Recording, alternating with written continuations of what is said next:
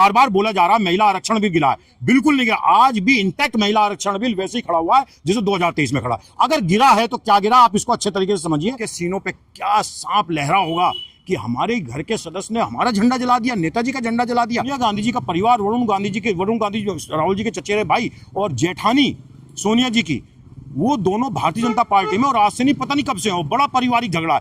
इतना बड़ा दुस्साहस मेनका जी और वरुण गांधी नहीं कर पाए कांग्रेस के झंडे के साथ, जो इन्होंने कर दिया। ये सरासर समाजवादी के साथ में पाप किया अर्पणा यादव जी ने। इसको समाजवादी माफ नहीं करेंगे। वो बहुत बड़ा पद चाहती है और वो कोई एमपी का टिकट चाहती है, विधानसभा में कुछ खास चाहती है।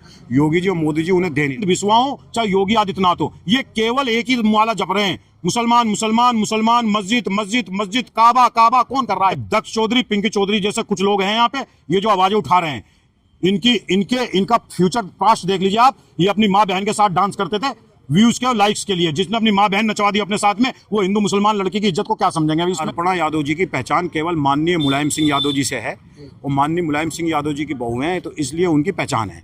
और वो ये समझ रही थी कि जब मैं भाजपा में जाऊंगी तो मुझे बहुत कुछ मिलेगा, लेकिन उन्हें एक बबीता चौहान है शायद जो अध्यक्ष है महिला आयोग की, उनके नीचे उपाध्यक्ष बनाया। और जब उन्हें उपाध्यक्ष बनाया था तो सारी राजनीति हैरान रह गई थी, आश्चर्यचकित रह गई थी कि मुलायम सिंह यादव जी की बहू को, क्योंकि बहुत बड़ा परिवार है और राजनीतिक परिवार है, उनको केवल उपाध्यक्ष। और ये अर्पणा यादव जी के सीने में टीस थी, तो उन्होंने शायद कि आगे को बहुत कुछ मिले, उन्होंने वो कदम उठाया जो कदम उन्हें नहीं उठाना चाहिए था। आज की भारतीय राजनीति के अंदर अर्पणा यादव जी को लोग हिकारत की नज़र से देख रहे हैं। अर्पणा यादव जी को ये सब नहीं करना चाहिए था। ये झंडा केवल समाजवादियों का झंडा नहीं है, ये झंडा उस खून पसीने से उस नेता के द्वारा सींचा गया झंडा है, जिसकी धमक को, जिसकी पहचान हिंदुस्तान के अंदर सबसे ऊंची थी। उत्तर प्रदेश के अंदर अगर कोई नेता के नाम से, नेताजी के नाम से पहचाना गया तो माननीय मुलायम सिंह यादव जी पहचाने गए। माननीय मुलायम सिंह यादव जी वो नेता थे कि अगर घर से बाहर निकलने का ऐलान कर दें तो सरकारें डर जाया करती थी कि माननीय मुलायम सिंह यादव जी बाहर निकल रहे हैं। तो उन्हीं से पहचान उनके परिवार की बनी। तो मेरा मानना यह है कि उन्हें नहीं करना चाहिए था बिल्कुल भी ये बात। कम से कम समाजवादियों से नाराजगी थी, लेकिन माननीय नेताजी के जिस वजह से आपको सम्मान मिला, पूरी दुनिया देखती है कि ये मुलायम सिंह जी के परिवार से। और मैं तो अर्पणा यादव जी को कहता हूं, आपके अंदर जरा सा भी अगर सीखने की कोई है तो आप वरुण गांधी और मेनका गांधी जी से सीखिए। सोनिया गांधी जी का परिवार, वरुण गांधी राहुल जी के चचेरे भाई और जेठानी सोनिया जी की, वो दोनों भारतीय जनता पार्टी में और आज से नहीं पता नहीं कब से हो। बड़ा पारिवारिक झगड़ा है। इतना बड़ा दुस्साहस मेनका जी और वरुण गांधी नहीं कर पाए कांग्रेस के झंडे के साथ, जो इन्होंने कर दिया। ये सरासर समाजवादी के साथ में पाप किया अर्पणा यादव जी ने। इसको समाजवादी माफ नहीं करेंगे। देखिए साहब, मैं तो नया समाजवादी हूँ, मैं नया समाजवादी हूँ। जितना मुझे कांग्रेस के झंडे को जलते हुए तकलीफ हुई, उससे ज्यादा मुझे समाजवादी झंडे को देख करके जलते हुए तकलीफ हुई। तब मैं ये समझा कि जब मेरी इतनी तकलीफ है तो इन समाजवादियों की, जो पुराने समाजवादी है, जो खाटी खानदानी समाजवादी है, इनके सीनों पे क्या सांप लहरा होगा कि हमारे घर के सदस्य ने हमारा झंडा जला दिया, नेताजी का झंडा जला दिया।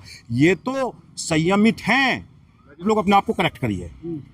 महिला आरक्षण बिल नहीं गिरा है। महिला आरक्षण बिल 2023 में पास हो गया, ये आप ध्यान रखिए अच्छे तरीके से। और वो आरक्षण बिल माननीय अखिलेश यादव जी, माननीय सोनिया गांधी जी, माननीय ममता बनर्जी जी और पूरे देश के विपक्ष ने मोदी जी के साथ में खड़े हो गए, महिलाओं के सम्मान के लिए महिला ने पास किया। ये जो बार बार बोला जा रहा है महिला आरक्षण बिल गिरा है, बिल्कुल नहीं गिरा। आज भी इंटैक्ट महिला आरक्षण बिल वैसे ही खड़ा हुआ है जैसे 2023 में खड़ा। अगर गिरा है तो क्या गिरा, आप इसको अच्छे तरीके से समझिए। जो महिला आरक्षण के आड़ में खड़े होकर के जो सीटें बढ़ रही थी, उसके अंदर सीटें बढ़ाने में बिना कोटे के आप उसकी आड़ में संविधान विधेयक संशोधन बिल लाए थे, वो गिरा है पार्लियामेंट के अंदर। महिला आरक्षण नहीं गिरा है। समाजवादियों का साफ कहना था जिस दिन ये 2023 में पास हुआ था, समाजवादी को, सारे विपक्ष का, कि आप इसे लागू कर दो। और मैं सुन तो लीजिए, मैं ये आप जो गलत पूछ रहे हैं ना, ये जाना जरूरी है कि सही लोगों के बीच में जाए। ये इसको आप लागू कर दो, 33% रिजर्वेशन महिलाओं को दे दो। तब इसी महामानव ने लिखा था, जो एस्टीन फाइल में जिसका जिक्र है, उसने लिखा था, जिसने अपनी महिला बिना तलाक के छोड़ी हुई है, उसने लिखा था कि हम ये बिल को अभी लागू नहीं करेंगे। हम 2029 में परिसीमन करा करके, जनगणना करा करके, जातीय आधार पर लोगों को पता करके और तब इसको लागू करेंगे। 2034 में ये लगता, लेकिन आपने जनगणना जब चल रही है तो उस समय में 500 से 800 कुछ सीटें करके और उसी में आप ये लागू करना चाहते थे। तो माननीय अखिलेश यादव जी ने ये कहा, ममता जी ने कहा, पूरे विपक्ष ने कहा कि आप अगर जो इसको संशोधन लाना चाहते हैं तो आप आरक्षण के अंदर आरक्षण दें, यानी एक ही तबके की महिलाएं पार्लियामेंट में ना पहुंचे, नेताओं की बीवी ना पहुंचे। आदिवासी कितनी महिलाएं, उनका प्रतिनिधित्व, उनकी आवाज जानी चाहिए। मुस्लिम महिलाएं कितनी है, उनकी आवाज जानी चाहिए। दलित महिलाएं कितनी है, उनकी आवाज जानी चाहिए। ओबीसी महिलाएं कितनी है, उनकी आवाज जानी चाहिए।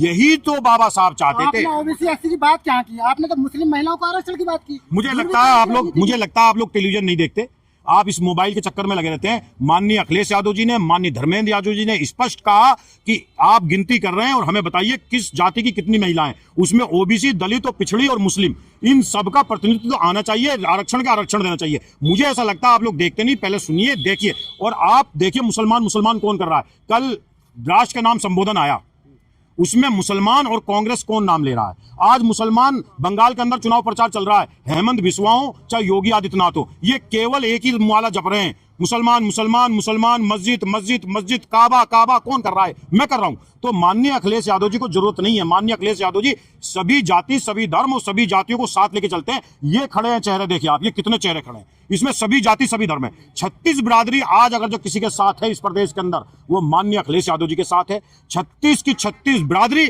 और सारे धर्म, हिंदू, मुस्लिम, सिख, ईसाई किसी के साथ हैं तो माननीय अखिलेश यादव जी के साथ है।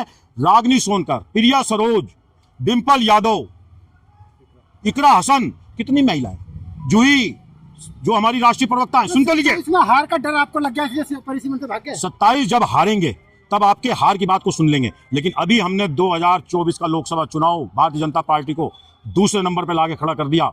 हमने इनके चूल्हे तोड़ दिए। 75 का दम भरने वाली, 80 का दम भरने वाली को ला करके पटक दिया, दूसरे नंबर की पार्टी बना। इसका जश्न मनाने दीजिए और इसका जश्न मनाइए। जब 27 में हारेंगे तो आपकी बात सुन लेंगे। यही माइक लेकर के आप आओगे, असलम कुरैशी जी, लोहिया वाहिनी का अध्यक्ष, इनसे पूछोगे कि आपका पूर्ण बहुमत आ गया है, हमें एडवर्टाइजमेंट दिलाइए लखनऊ चल करके, तब आपको देखेंगे। अभी हमें वो जश्न मनाने दीजिए जो गाय और गंगा और हिंदुत्व और राम मंदिर बनाने के बाद इस प्रदेश के अंदर 80 से 33-34 पे लाके पटक दिया।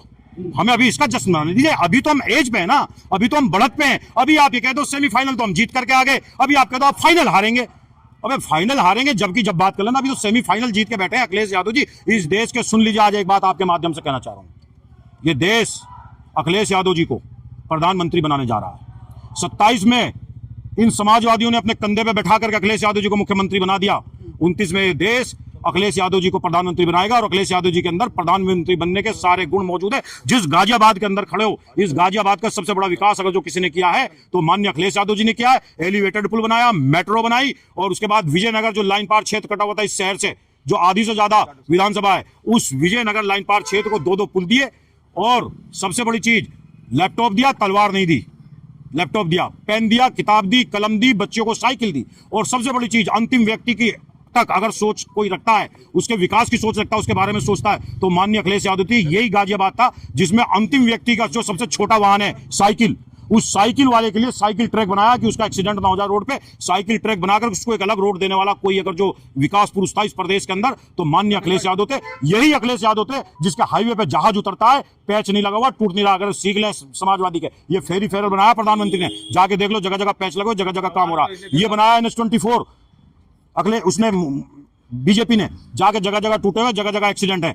अगर माननीय अखिलेश यादव जी से सीख ले, कुछ अच्छा विकास करें। हम तो कहते हैं प्रदेश का नुकसान ना हो, प्रदेश के पैसे का नुकसान। लव जिहाद को ले दे रहे हैं, तलवार लव जिहाद से बचाने के लिए। कौन सा लव जिहाद, कैसा लव जिहाद? मुसलमान लव जिहाद बहुत कर रहे हैं आजकल। देखिए, मैं हिंदू मुसलमान पे नहीं जाना चाहता। सबसे पहले बहुत गंभीर मुद्दा आपने छेड़ दिया, और इस पे मुझे जो है, मैंने टेक्निकली इस पे मैंने काफी पढ़ा हुआ है। 18 साल से ऊपर का कोई भी लड़का लड़की शादी कर सकता है। मेरी बेटी भी किसी हिंदू लड़के से शादी कर सकती है, उसको रोकने की कोई ताकत नहीं है। संवैधानिक रूप से कोई गलत काम ना हो रहा हो, वो बेटा और बेटी कहीं भी शादी कर सकता है। हाँ, 18 साल से ऊपर का कोई लड़की अगर शिकायत कर रही है, उसके खिलाफ कानूनी कार्रवाई की है। मैंने ठेका नहीं लिया मैं जाकर के लोगों को पकड़ू मारूं। जहां हिंदू लड़की अगर मुसलमान लड़के से शादी कर रही है तो आप तलवार बल्लम निकाल लेते हो। कोई मुस्लिम लड़की कर रही है तो उसमें खुश होते हो। मैं जितना खुश हिंदू लड़की अगर मुसलमान लड़के से कर रही है, उतना ही खुश मैं मुसलमान लड़की हिंदू लड़के से करती है तो उतना ही खुश होता हूं, और मुझे कोई आपत्ति नहीं, मैं मुसलमान हूं। अरे भाई, जिसको जहां करना। अभी मैं एक वीडियो देख रहा था माननीय अध्यक्ष जी, अभी एक वीडियो देख रहा था मैं, उसमें मुसलमान लड़की उससे कर रही है, उसको प्रोटेक्शन मिलना चाहिए। मुसलमान लड़की जो हिंदू बनी है उसको प्रोटेक्शन मिलना चाहिए। और जो मुसलमान ये कह रहा है कि उसके माँ बाप को मार देंगे लड़के के, हिंदू है लड़के को, उसको जेल में डालना चाहिए। ये दक्ष चौधरी, पिंकी चौधरी जैसे कुछ लोग हैं यहाँ पे, ये जो आवाजें उठा रहे हैं, इनका फ्यूचर पास्ट देख लीजिए आप। ये अपनी माँ बहन के साथ डांस करते थे व्यूज के और लाइक्स के लिए। जिसने अपनी माँ बहन नचवा दी अपने साथ में, वो हिंदू मुसलमान लड़की की इज्जत को क्या समझेंगे? इसमें इसको मैं नहीं मानता। संवैधानिक रूप से अगर जो किसी का कोई शिकायत ना हो तो उसमें नहीं शिकायत होनी चाहिए। आज लोहिया वाहिनी के जो अध्यक्ष हैं हमारे असलम कुरैशी जी और गाजियाबाद विधानसभा अध्यक्ष हमारे शाहनवाज खान, उनके नेतृत्व में यहाँ आज डीएम को ज्ञापन देने आए थे, क्योंकि अर्पणा यादव जी ने हमारा राष्ट्रीय झंडा समाजवादी पार्टी का, जिसमें अखिलेश जी का फोटो था और साइकिल निशान था, सर गलत है। ये हमारी भावनाएं आज हुई हैं और आप इसके खिलाफ कानूनी कार्रवाई करके और सजा दें अर्पणा बिष्ट जी को। इसलिए हम लोग यहाँ अर्पणा यादव की भी तो भावना आई थी, तभी इतना बड़ा कदम नहीं, भावना कोई आयत नहीं हुई है। एक्चुअल क्या है, आप मेरे को बता दूं, वो बहुत बड़ा पद चाहती हैं और वो कोई एमपी का टिकट चाहती हैं, विधानसभा में कुछ खास चाहती हैं। योगी जी और मोदी जी उन्हें दे नहीं रहे थे। एक्चुअल क्या आज जो आए हैं यहाँ पर डीएम ऑफिस पे, किस लिए आए थे? मेरा नाम तरुण जाटव एडवोकेट है जी। और अब हम यहाँ जो आए थे, ये अपर्णा यादव हैं। इन्होंने जो हमारे समाजवादी पार्टी का झंडा जलाया है, अखिलेश यादव जी का झंडा जलाया है।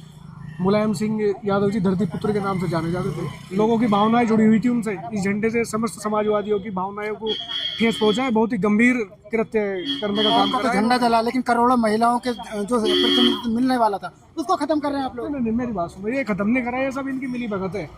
सारी की सारी पार्टी, एक बात बताओ, पूरी सत्ता इनके पास है कि नहीं है? ये चाहते तो इसे पास नहीं कर सकते थे। सारा का सारा इन्हीं का बनाया हुआ खेल है, जिससे जनता में गलत मैसेज जा रहा है।